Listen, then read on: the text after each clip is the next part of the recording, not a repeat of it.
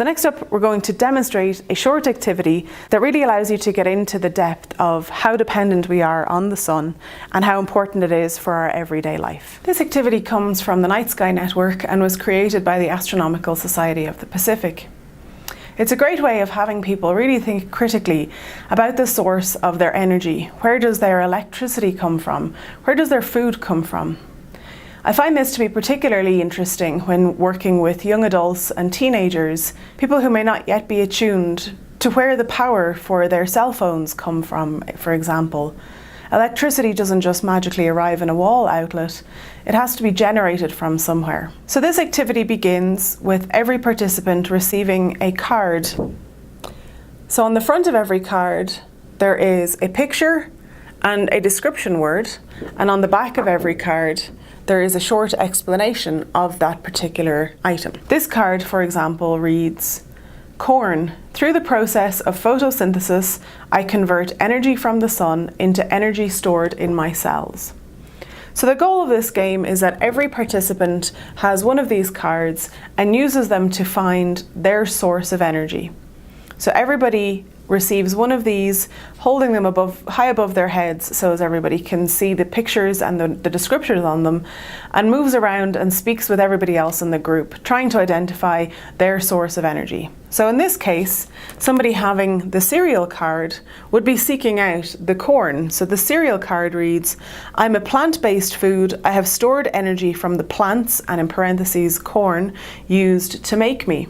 So that means that corn is a source of energy for the cereal. This extends across many different areas, cards that are food related, there's cards that are electricity related, cards that describe how petroleum is produced for automobiles. The idea here is that everybody works as a team to try and find their source of energy, and some of those energies will have multiple offshoots towards the end of their chains. Once everybody has identified what their source of energy is, have everybody arrange themselves so as they fan out away from the sun. The cheat for this is that the sun is the center of all of these energy chains.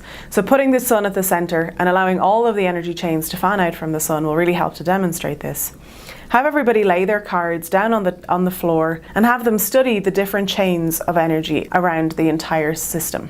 This not only is a great icebreaker activity as it forces people to interact with each other, it also is a great conversation starter. If you're having any kind of conversations about energy or about the sun, renewable energy is another topic that bridges both of these. Depending on your audience, sometimes it's best to allow the audience to lead the discussion. For some, this might just be a reminder of where our energy comes from and helping them to remember to be slightly more conscientious about their energy usage. For others, this might be a whole new piece of information for them, and they may be seeing this for the very first time. Asking questions such as, what do you notice? What surprises you? What were you not expecting? They're good conversation starters. Having people also take note of the length of energy chains can make for some interesting conversation. If you plan to do this activity more than once, we recommend that you try to laminate the cards. This will make sure that they stay clean and robust. If you plan on doing this just the once, perhaps printing these on heavy paper or cardboard would do a good job as well. We do recommend that you print them in large format, as smaller cards will be more difficult to see across a group. But ultimately, this is really just a great game to have fun with and to allow participants to explore. It is important to do some homework in advance if you have less than 30 participants. So the full set of cards is 30 cards. But if you have fewer than 30, you need to make sure that your energy chains will be complete. So make sure that you pick the energy chains that start at the sun and each step is included. You don't want to leave out a critical step and have somebody without an energy source. We really hope that you enjoyed our webcast this month and are starting to realise how all of these different pieces come together in the single field of solar physics. As we get ever closer to the total solar eclipse, it's a great time to get in touch with us with your questions. If you have any questions about content that we've already covered or anything that you would like to see us cover, please get in touch. You can email us at outreach@nso.edu. You can find us on Facebook at www.facebook.com/National Solar Observatory. On Twitter, our Twitter handle is @NatSolarObs, and on Instagram, we're @National Solar Observatory.